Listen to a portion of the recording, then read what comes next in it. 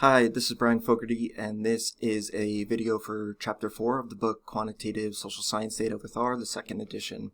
So what we're doing in this video, just a brief one here, is how to read in data using RStudio functionality, the drop-down menus. So this really follows from the previous one where you can see right here where we're using the code to do it.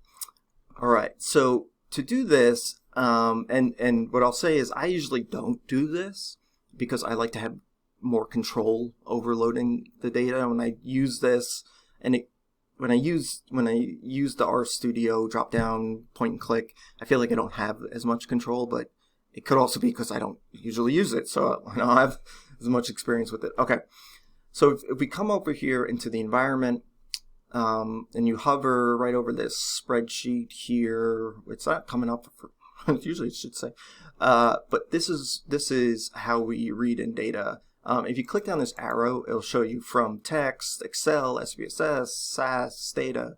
Let's just click on it, and wait, this is not supposed to work differently. Hold on, let's just click. Okay, so this window pops up.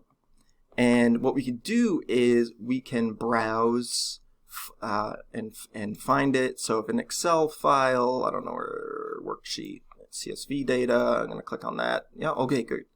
And then it gives you a preview of what the data looks like, okay, which we're going to look at in the next video. And then we can set some of these options.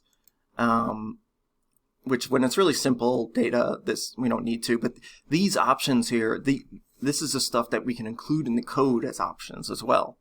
But this is just the point and click version. And then it also tells us the code here, which I guess is, okay, in retrospect, that's pretty useful if you're just learning this. One of the things I'll point out is that this read_Excel is as part of the read Excel package. This is the generic version, which can read the new types of Excel files, the XLSX files, as well as the old ones, which are XLS. So it has greater flexibility. Okay, so what you would do is click import, and then it will load it in. All right, so now we have that data. Again, that's all I just wanted to show you that. Although now it messed up what I did before with the CSV, because I had the CSV from before. So I'm actually going to shut this and rerun the CSV because I want to have the correct one in, just to be clear where it's coming from. Okay. All right, so again, this is just a real quick one about using the point and click and doing it that way. All right, so thanks for watching, and I'll see you next time. Bye.